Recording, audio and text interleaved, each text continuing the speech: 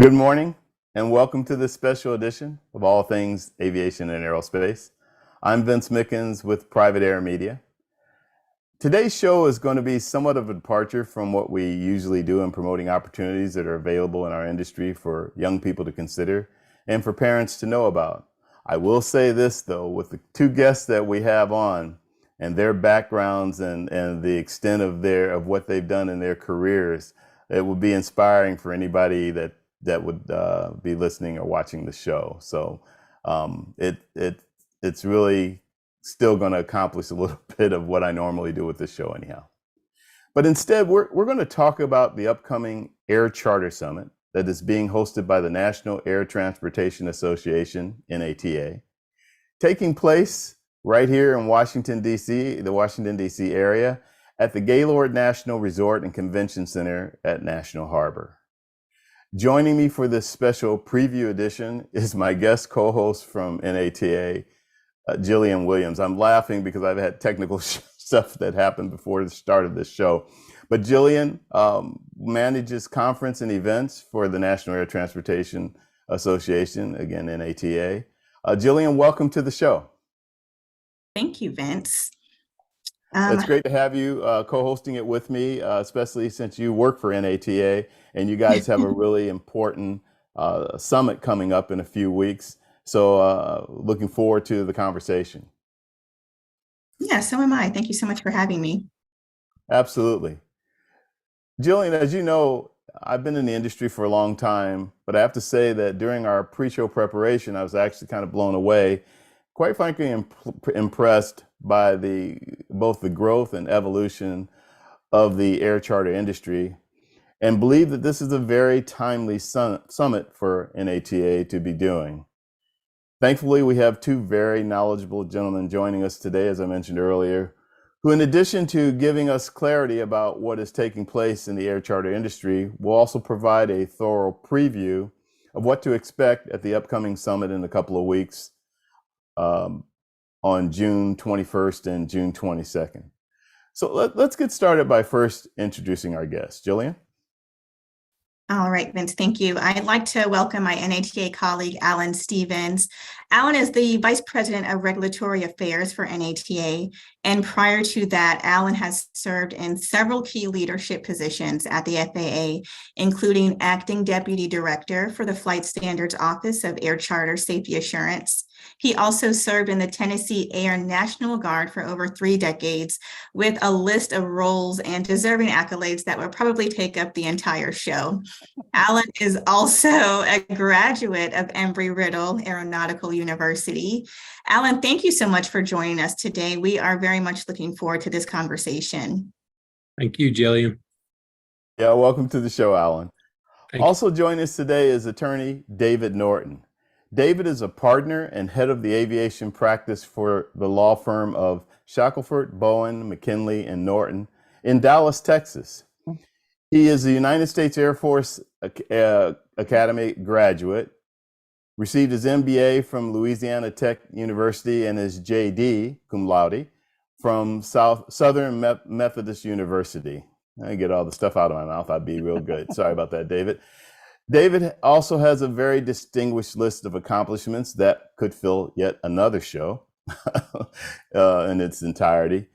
He was an Air Force pilot who still flies as a civilian pilot with a bunch of certificates, including a type rating in a DC-10. Thought that was really kind of cool.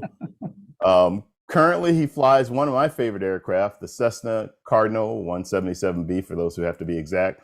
But the Cardinal's a pretty smooth aircraft, and I think it's pretty neat that he has one and flies it.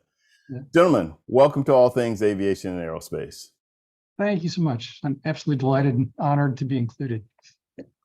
Me as well. Well, Thank you, we Vince. are very much delighted to have you guys here and Jillian for you to help me co-host this so we can really talk about what's going to be, I think, a very important and very insightful Air Charter Summit that you guys have coming up. We have a lot of ground to cover, but before we dive in, I thought it would be helpful to give a brief overview about NATA, the National Air Transportation Association, and what it does. Jillian?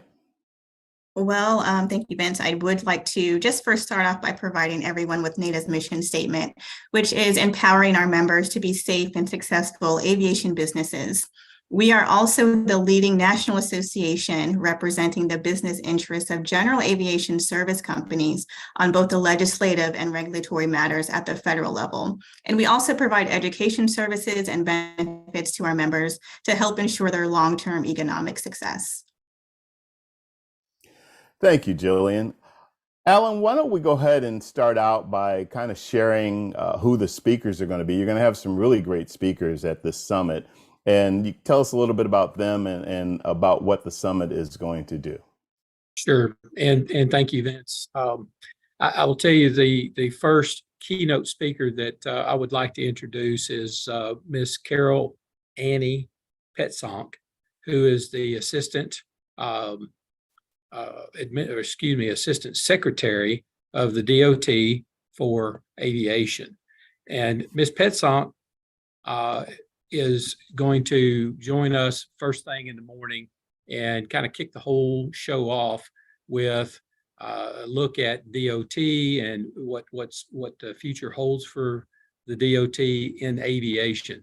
I believe that this is going to be really exciting for the folks to sit in and listen how she sees those things, to really learn about where DOT is heading.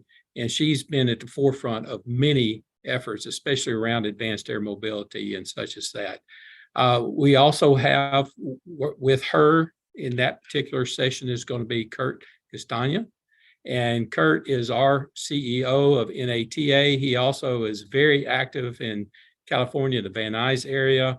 I could go on and list many of the things that he has done as well. The two of them are going to have more of a fireside chat, just really talking about what's going on in the future of aviation, especially around the DOT programs with it.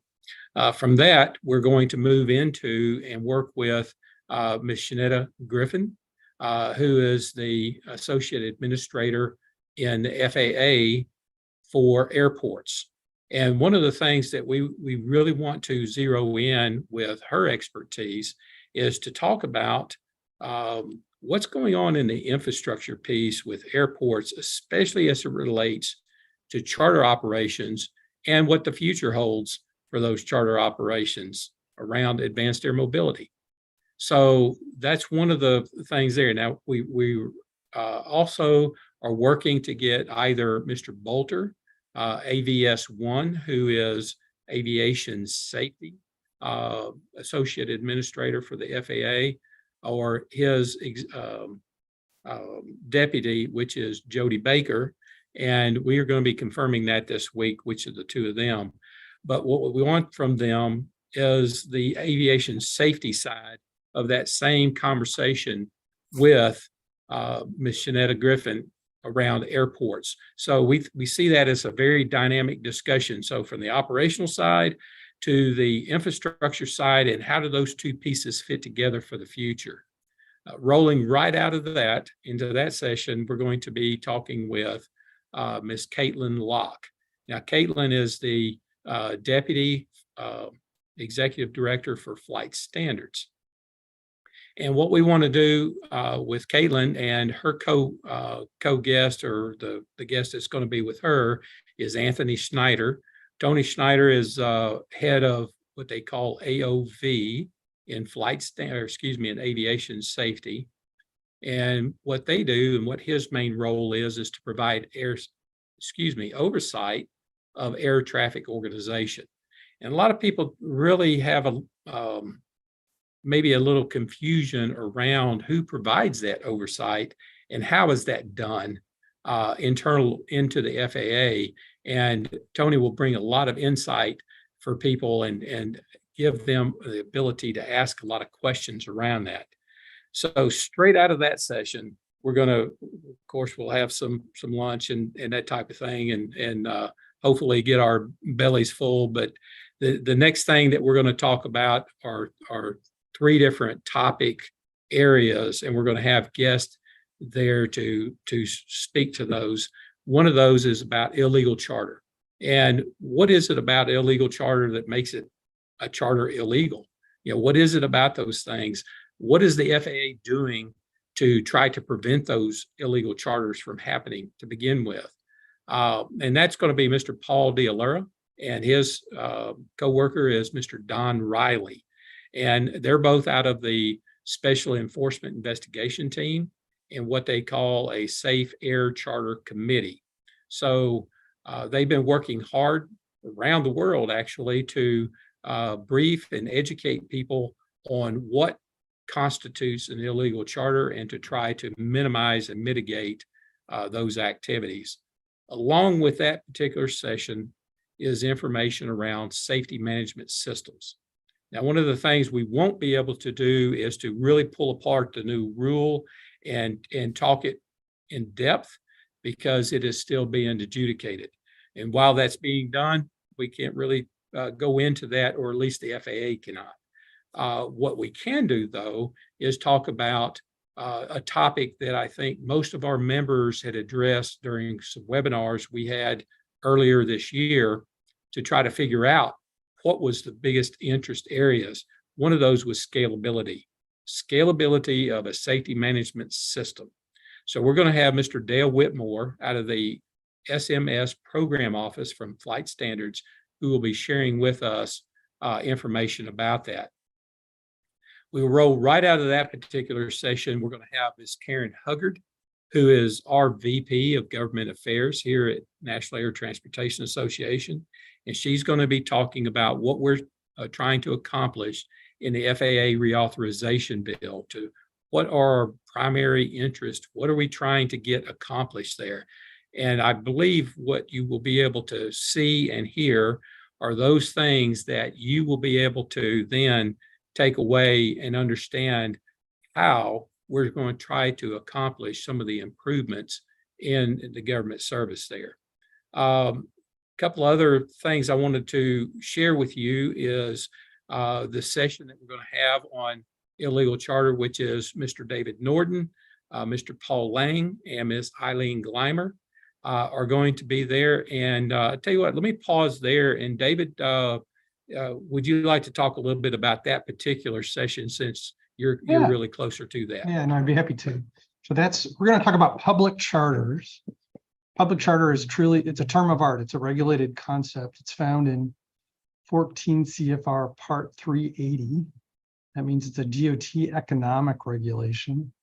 The reason it's become of some interest is the rule has been around for a long time, but not very many people took advantage of it. It was pretty arcane. However, with the advent of, I think, two things. One is just the explosion in the charter market and the use of private aviation, and with the increases in technology that are on the horizon with AAM and UAS, Part 3 has become a very attractive or growing segment. There's some, I don't want to say controversy. I mean, there's some very interesting discussions that have been going on about that. So the whole idea of this panel will be to talk a little bit about where public charter comes from, what it really means, how you get into it, some of the pluses and minuses of doing it, and perhaps where it's headed. Excellent. Thank you, David. And then our last session of the day is going to go into advanced air mobility. And advanced air mobility is a very wide open, it is almost, it kind of reminds me of many stories I've heard about the Wild West. It's there's a lot of conversation, there's a lot of interest, there's a lot of money. There's what are we going to do about infrastructure? What are we going to do about operational side?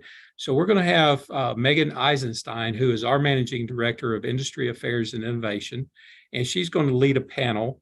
And the panel members on that are going to be, and give me just a moment, one of them is John, and I'm going to mess up the last name, Crisis, Head of Mobility Operations at Over Air.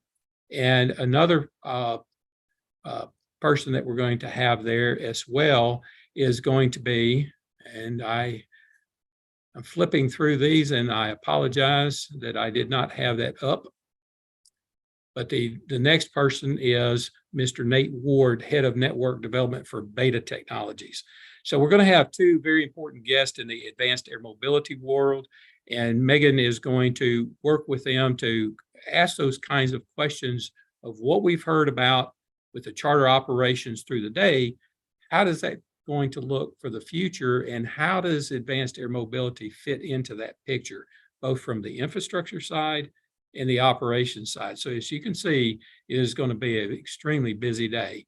So Vince, Yeah, chime in actually, for you, Alan. There's just one more speaker that you left off of the final one, Ryan Nauru with Joby Aviation. He is the Senior Government Affairs Specialist. He will also be joining that AAM panel. And now you know why we have Jillian here, because Jillian keeps us all straight. Thank exactly, exactly.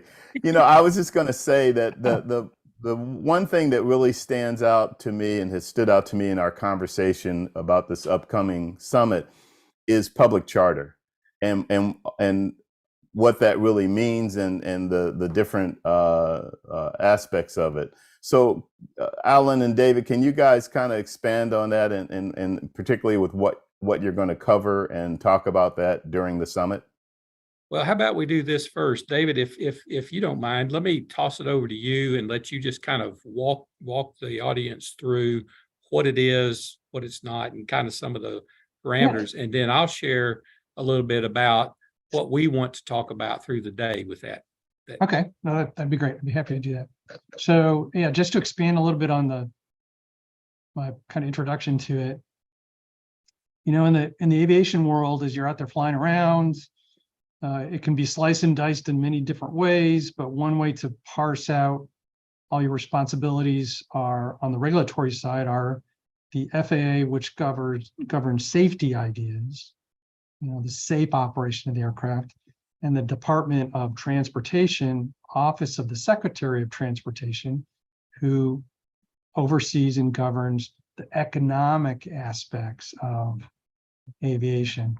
If you're flying around as a private operator, you're generally not, you have very little interface with the DOT, but the moment you're paying for a seat on an airplane, the government is very concerned that you are protected from a consumer protection perspective. The FAA is concerned about safety of all flights. DOT is primarily concerned where you as a consumer are coming in and you're buying a seat on an airplane. So, you know, when you're flying on any of the major Part 121 carriers, for example, and there is any type of delay in service, or they bump you off a flight or so forth, there are very strict rules on making sure that there's the economic ability to refund you or take care of you if that flight's gone away. To be a major air carrier, the way that the Department of Transportation ensures that happens is they make an air carrier, or Part 121 air carrier, go through what's called a fitness finding. A fitness finding is, hey, we're going to monitor you, we're going to make sure that you have a big enough of a business and so forth, so that there's economic viability there to take care of you. When you're flying around Part 135, there is no such thing as a fitness finding. There's some very basic DOT requirements. You have to be able to show that you're properly insured, and you have to meet some of the other certification rules, but there's no fitness finding. Why does that work that way? Well, because generally speaking, for 135, when when I go buy a seat on American or United or Delta or any of the big carriers, I'm buying on a seat basis. The air carrier is responsible to collecting all that money and be able to refund me if they need me. When I charter an aircraft, Part 135, I'm chartering the entire capacity of the aircraft. I'm generally paying for it up front. I have a one-on-one relationship with that charter operator if it's working correctly. And if the flight doesn't go, DOT is comfortable enough that there's going to be the financial ability to get the money back.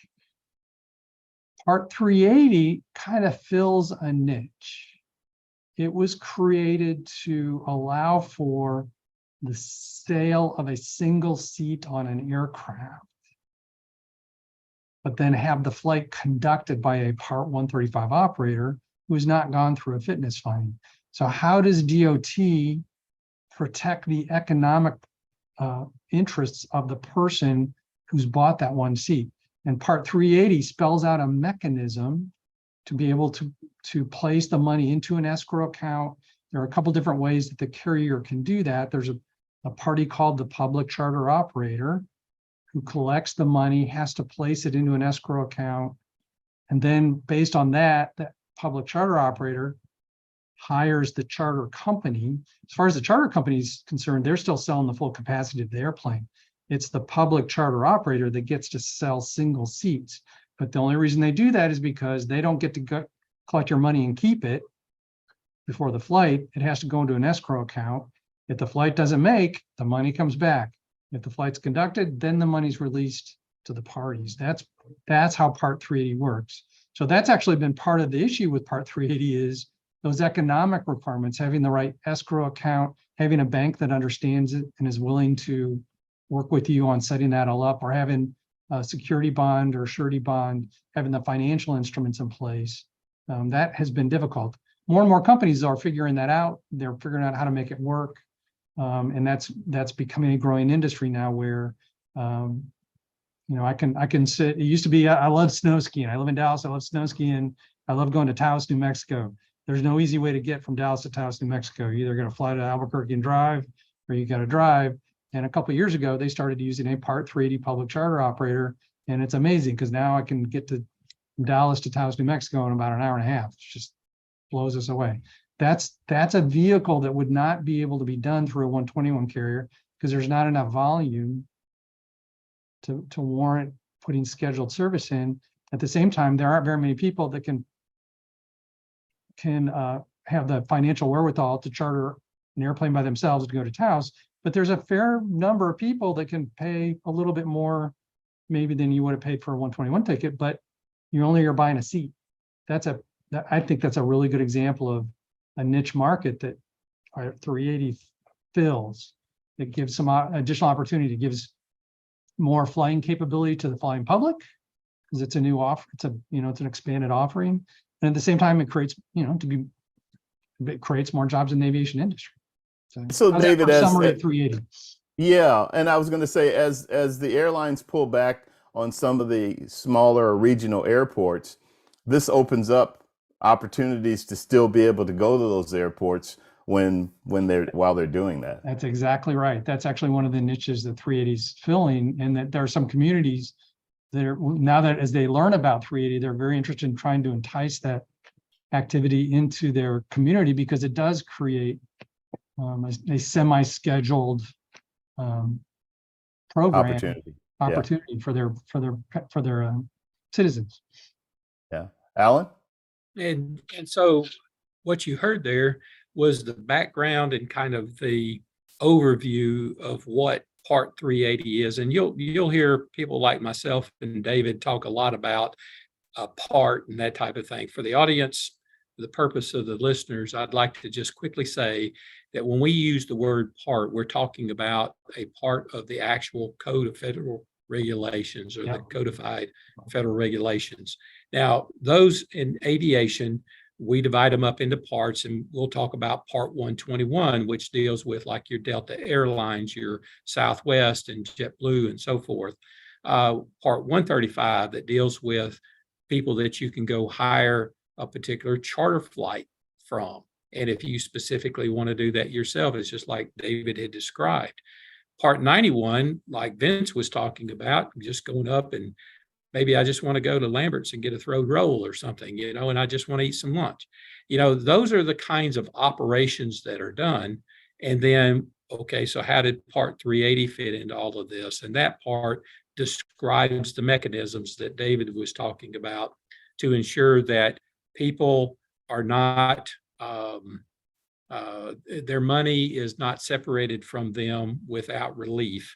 And that's where the government, like David had described, is very interested in that. So what, and who cares, and how are we going to tie all this into the actual event at the Air Charter Summit?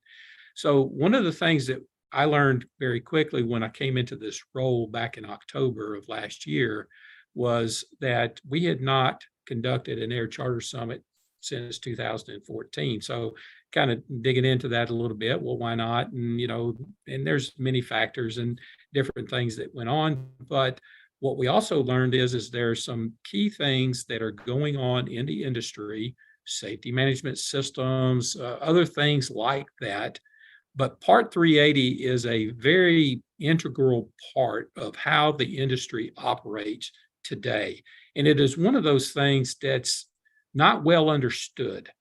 So what we wanted to do was throughout the day, yeah, we want to talk about the future. Yes, we want to talk about how our members and our people are actually doing in the industry, but we also want to take some time to really pull apart the mechanism that makes up public charter operations.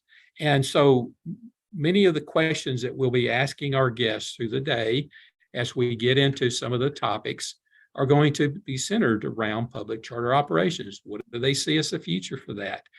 There may be some things they can share. There may be some things that they can't share because of cases or things in front of them as a government agency, but they'll share that with us as we go through the day. But the takeaway for the people who attend the Charter Summit is going to be a much better understanding of what public charter operations are, what they're not, and is this a business opportunity for them to be able to get into and actually succeed with. So that's one of the things that we really want to delve into and make sure that as people walk away from that summit, we want to make sure that the outcome is a good, strong understanding of that and whether or not they do want to get into that. So Vince, I hope that answered where you were wanting to go. It does, and that's a really great summation, and David, you gave great insight also about public charter. I think the other thing that stands out as a kind of a neon flashing flag for me is the term illegal charter, and what that all entails, and how that's being combated, if you will, et cetera. So love to hear from both of you about that. Well, let me take the first stab at this, David, if that works for you. So the first thing I'd like to share with our audience is that illegal charter has been around since charter days have been around. Okay, there's always going to be someone who does something in a way that is not in alignment with all of the rules that go with it.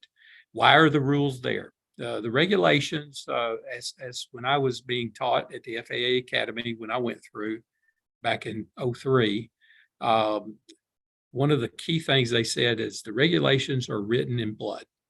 Well, why is that? Well, all of the accidents, you can go all the way back to the very first jetliner accident or to the very first accident there ever was, which is actually in the archives. It was Selfridge, who was killed because of an experimental prop. And I believe it was Wilbur Wright that actually survived that crash, and the other gentleman passed away.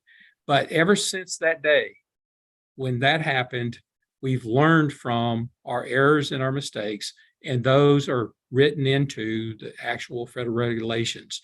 Those are the minimum standards. That's minimum. That's the absolute bare minimum that you can do to ensure that your operation is safe.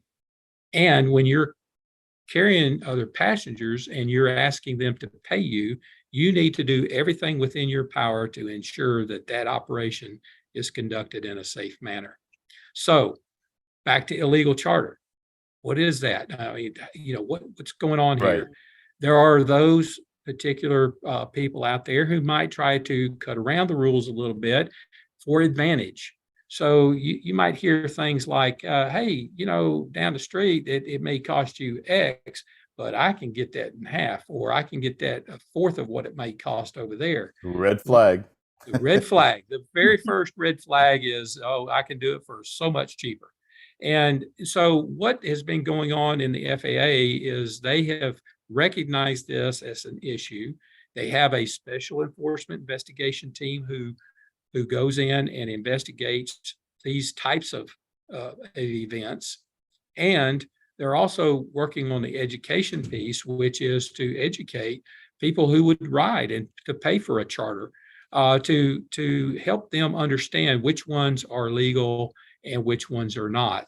And so that's the reason why that is such a particular area of interest, especially for our members who have to abide by the rules and play it by the way it's written down, which, by the way, to do it right and to ensure it's done right costs money. And they have to pass that along to the paying passenger. So that's one of the reasons why it's such of an interest. So David, let me kick it over to you, sir. Yeah, that was great. That was a great, so I agree with everything Alan said. That's a great synopsis. So kind of where to just continue to flesh that out some more. And I've been a member of NATA for many years. I've been on the air charter committee, and several years ago we created an illegal air charter subcommittee. And why was that? Well, as Alan indicated, I mean, NATA is a great, big part of its membership constituency are certified air carrier, air charter operators, Part 135 operators that are out there providing air charter services. Really important segment of the aviation industry. 135 has always been a little bit of the redheaded stepchild in the aviation world. For good reasons. FAA pays a lot of attention to Part 121, perhaps a little bit less to 135.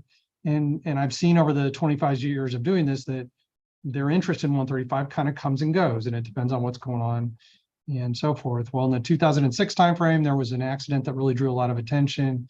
There was some greater definition and so forth of how to do it right. And then interest kind of waned again a little bit.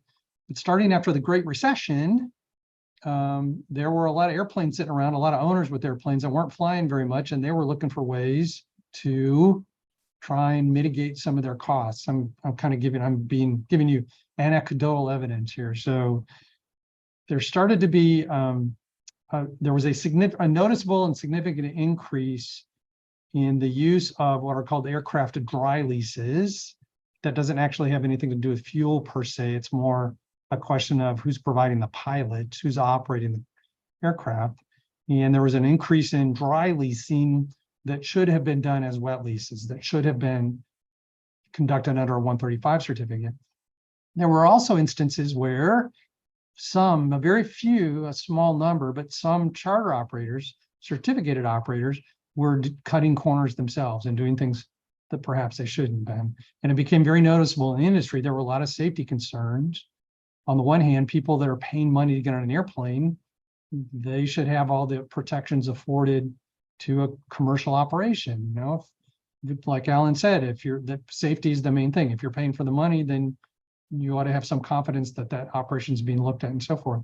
Conversely, if you're out flying yourself around, if I'm flying my little Cardinal around, or I'm flying my CJ3 or whatever, and I'm not carrying paying passengers, I'm doing it myself, you ought to be able to do that and be in the system without having to comply with all the additional rules that apply to commercial operations. So there's this big delineation.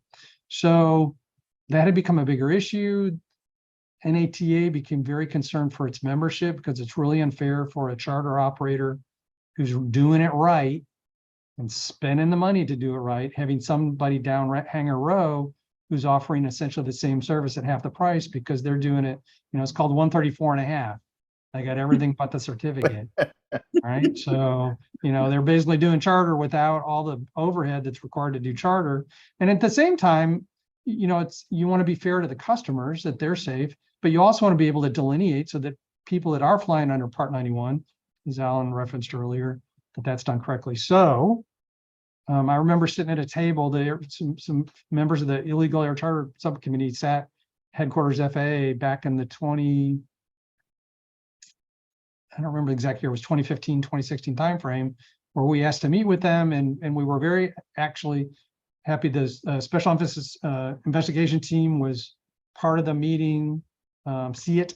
And so the FAA indicated that, yeah, they had been paying attention to this. So there was very much a concerted effort to say, hey, let's focus on this and let's get a big educational effort out there. So NATA was right at the pointy edge of the spear as far as working with CIT and other officers within the FAA to really mount a big educational effort. And so there were a couple of us were going around the country having a lot of fun briefing operators, owners, so forth and so on. We did a couple of Zoom type programs that were made available. They're still available on the FAA website. Alan, the NATA kind of helped resuscitate the illegal charter hotline, and Alan very wisely the FAA wasn't really doing that right. NATA kind of poked him and got him to do it again, and then they've transferred it back to the FAA because that's really where that should be. And Alan can talk about that. But that's been a big tool, because that we know that a lot of people have actually used that, and it's increased the dialogue. Now, COVID kind of slowed things down a little bit between educational efforts and enforcement efforts. I can tell you from my private practice standpoint, it's come back with a roar. So there's a lot of special emphasis and enforcement activity going on. And that's, as a general rule, we want, if you're paying for the flight, you ought to be able to meet the expectation. So illegal charter has been a big, it's a combination of some folks that aren't doing it right, but there's a lot of dry leasing that's going on. That has been the focus of the industry. So I don't know, Alan, do you want to add anything back onto that, or does that all make sense? Yeah, and I was going to ask Alan to actually, if you delve into the FAA side of it, you spent a lot of time at the FAA, and there are a lot of things that the FAA is doing in that direction. So can you give us some perspective on that? I sure can. And so let me do this very quickly. So in flight standards, which is one small portion of the FAA, flight standards deals with enforcement, investigation, and hearing complaints and doing those types of things. But the way they're organized, and I won't go into a whole lot of detail, but I'll tell you, they have two main safety assurance offices. One is the Office of Air Carrier Safety Assurance, where I worked, and you have another Office of General Aviation Safety Assurance. Now, at the time when I retired back in 21, we had around 68 Part 121 certificates. Gives you an idea. That's your Deltas, your, these, American Airlines, those types of United. On the General Aviation Safety Assurance side, they had over 7,800 certificates at the time. Now, that's a huge number. They had about double the amount of people, but still, that's just a huge number to try to manage. So let me try to tie all this together. So the FAA looked at, when this was brought up from NATA, the FAA then started looking at that and said, well, how can we then take and really get to the root, to the crux of the matter, where the problem is actually at? And the easiest way they found was to increase the amount of education and awareness about what a legal charter is, because there's a lot of, like we were talking about with Part 380, public charter operations, you start getting in these rules and people are like, okay, you're making my head hurt. Just tell me what it is, So one of the things that I think GASA, as we use the term General Aviation Safety Assurance in flight standards, has recognized is that it is better to try to educate and then zoom in on the people who are actually the paying passengers. Because guess what? They're the ones who are going to be able to help prevent this from happening in the future. The more awareness there is and the more they understand it, the better it becomes. Now, with that comes a couple of pieces that the FAA still has to work on, and that we are very excited to try to introduce with the FAA Reauthorization bill in the area around certification. We'll talk about that, but also aircraft registry. These are priorities that the flight standards area has to try to increase their efficiency and effectiveness in those two areas. Specifically, though, if you were to look today and you were a charter, someone who is wanting to purchase a charter flight from point A to point B, and you went in and looked it up online at the FAA.gov site, the main thing you're going to see is an in number inquiry. Well, okay, so what does that mean? Well, that's like going to the driver motor vehicle or DMV in your state and asking somebody to run a license plate, okay, on a particular car. It tells you who owns it. It doesn't tell you whether or not that teenage person who is driving it is legal to operate it, okay? And especially with a carload of other teenagers who may not supposed to have been in that car in the first place. So it's the same context here. There's two different databases or data sources that have to work together to be able to demonstrate whether or not and a particular operation is legal or not. One of those pieces is extremely transparent, is available for anybody in the world to see at any time. They can get it on their smartphone. The other one's on a spreadsheet. Okay, now how many paying passengers do you know that would go out and search through a spreadsheet to see if their particular flight is on that? It's just not going to happen. It has to be something that is easy, that people can pick up their device and be able to see and be able to query. So that's something else that we are very focused on with NATA to try to push into the FAA reauthorization to try to get the FAA to become a bit more, it's not that they're not transparent, it's to be more easy to retrieve, I guess is the best way to use that term. So Vince, I think that I hopefully answered that question from the perspective you asked it. Yeah, absolutely. Before I move to something else, David, did you have anything else you wanted to tag on that? No, I think that's a good description. I will say, if you go to NATA's site and there's an illegal charter page, there's a lot of really good information. There is a link there that you can check, and what Alan was talking about, it'll take you to the FAA site where you can pull up the spreadsheet. So it's there, but it's Alan's point is very well taken. It's not terribly user friendly, but at least to NATA's credit, it's poked the FAA into getting that available. So yeah, to any other wireheads out there like me from avionics, that's how I got my start. It makes a lot of sense, but for people that don't like to mess around with wires, it's it's probably not as good. Yeah. Oh, the military and the aviation language almost slipped out. No, yes, sir. And a pause there.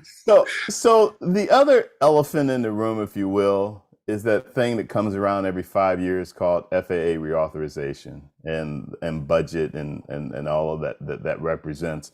And I understand that you guys at the summit are going to be addressing that. So do you want to share what you're planning on talking about with that and what that means? Sure. From an NATA perspective, et cetera? Yeah, that's a great segment. Like I said, our VP of Government Affairs, her name is Karen Huggard, and she is extremely active on the Hill, trying to work with the staffers and the people behind the scenes to work language into the bills so that we can get several things of focus of priority that our members have shared with us are their priorities. And so one of those is the area of aircraft certification. Now, that's a big topic. It encompasses so many different things, but let me try to put it into the example I was given earlier about DMV. So if you were to walk into your DMV in your state, in your community, most places have a little number tag that you take and you go sit down, and then when it's your turn, you get up and you go to the desk and you do whatever business it is you have. As you well know, if you've ever tried to title a car from your name to someone else's name, every state's a little different in how they do that, and they want that done a particular way on the title. And so let's say that you went to the DMV, you pulled a number and you sat down and your number gets called. You get up there and that's the transaction that you want to take place, but you don't have the title. Well, you're not going to stay in the queue. You're going to go out, you leave the number, and that number gets pushed off. In flight standards, how this works for new entrant certifications, when they get a number, they keep that number, regardless of if they're ready or not. And so FAA finds themselves doing a lot more educating and hand-holding with applicants who may or may not be as ready as they should. Now, that doesn't keep them from doing all of it, because there are other ways to gain efficiencies and some of those kinds of things. But one of the ways that we are very focused on trying to get into the bill is a way for the FAA to become much more transparent with metrics behind the scenes of how many applicants are in the system. How long is the average time does it take for a Part 135 to go from start to finish? How many months is that? How many days? How many business days? Those kinds of metrics would help measure, and what gets measured gets done. And then it brings the light to something that's been kind of off into its own little corner. So we believe that that is just a way to enhance the FAA's efforts in that. And they already have the data. It's just a matter of presenting it so that everybody can see. So those are just a couple of intro items that we are very focused on to try to get into that. We have others all the way from the aircraft registry, which is something that Flight Standards is very focused on to prevent backlogs there. There's also things called the pilot record database and the efforts that are going on there. So there's several things that tie into that, Vince, but those around certification are two of our biggest priorities at the present time. Got you. Gentlemen, as we kind of wrap up things here, anything else that you wanted to share about this upcoming summit that you think is important for everybody to know? And we'll encourage everybody to come out. I mean, you guys are going to be putting out a wealth of information from some really great experts. So anything else that we can add to that? Sure, David, let me let you have first stab at that, and I'll take it from there. If you don't mind. I just would encourage everybody to go look at the schedule for the proposed summit. I think it's going to be crammed full of some very good, very cutting edge. This is what's going on. That's one of the huge benefits of an organization like NATA. It's so well plugged into what's going on in DC. So I think it's going to be a very productive summit. I certainly hope people can attend. And what I would like to do from that is encourage everyone that, especially our members who maybe are a little bit reticent about coming and that type of thing. The day before, we're going to go up onto the Hill. We're going to talk to our own representatives. We're going to have those conversations and really talk through what is important to them with their representative. And when they do that, that representative is very cued in because that person is from their state. It's one of their constituents. And we want our members to be able to have that opportunity to share that information. We're also going to have multiple opportunities in the evenings to be able to sit down and talk to other people who are going through some of the similar situations. The next day, when we're going through the summit, what I want people to understand is that we're not there to resolve specific issues and problems. We're there to talk about them, to expand our knowledge of them, to stimulate. So it's almost like a workshop. It's exactly what it is. It's to us to be able to share with the members and the members to be able to share with us. And then when we walk away from this, what we should walk away with is a much better understanding of at least some ways to then resolve and really be specific about some of the problems that we have, and then how do we resolve them. Back to you, Ben. Well said, gentlemen.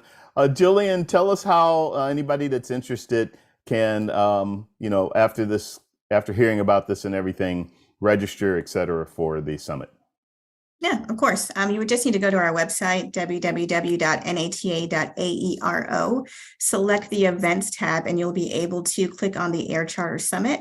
You'll be able to find more details about the conference, the agenda, speakers, sponsorships, and just more information about the venue. And registration is still up and available, and we look forward to seeing you guys there. Okay, and again, that's on June 21st and 22nd? Correct. Absolutely. Gentlemen and Jillian, thank you very much for providing this preview of the upcoming Charter Summit. As I said at the top of the show, it is very timely, probably something that everybody needs to be involved in that are in this industry. So looking forward to that and hope that you guys have a great conference. The one other thing that we're already over time, but I just wanted to say, because it's my fault because of the technical, but the one other thing is, did you want to add anything else about the advanced air mobility piece? Because that is something that is also about our future and is going to be here before we know it. Perfect. And thank you for that transition. So as we're talking through all of the current problems and issues and the things that our members are having, and we're listening to the keynote speakers, the theme throughout the day is also going to be, what does that future hold? What is going on in the advanced air mobility world inside the government right now? How is that being tied together? What ways is this going to impact my business? Not necessarily tomorrow exactly, but it's coming within the next 9 months to 18 months, and it'll be here. A lot of this stuff, I used to think, oh, hey, that's not till 2030 something. Folks, it's here. And the way it's going to come about is from these types of conversations happening, and take a look at the future with those people who are actually bringing the items to the table and who have a vested interest in seeing it succeed. So I would very much encourage everyone to listen in for that future piece, to also understand, what can I do to help and bring that into, so that I can also make a little money off of that as well. So Vince, thank you for that. Absolutely. And couldn't have said it better myself. Couldn't have said it, actually. No, I'm just kidding. Guys, thanks again. Alan, David, Jillian, for doing this and being available to share this about the upcoming summit. Wish you guys the best for the Air Charter Summit coming up in a couple of weeks. And it was great having you guys on. We just blocked myself out. We hope that this preview has encouraged you to attend the NATA Air Charter Summit, again coming up in just 2 weeks on June 21st and 22nd at the Gaylord Resort and Convention Center at National Harbor. Next week, my show will be dedicated to Father's Day. I'll be interviewing some dads and their sons and daughters who are also pilots, and we'll talk about that father-son, father-daughter type of flying routine. And all things aviation and aerospace webcast videos are available on Private Air Media YouTube, LinkedIn, and Facebook. It's also available as an audio-only podcast on just about anywhere you get your podcasts, including Apple and Spotify. If you haven't already, I'd ask that you please subscribe. Until next time, take care, be safe, safe flying if you're a pilot, and have a good one.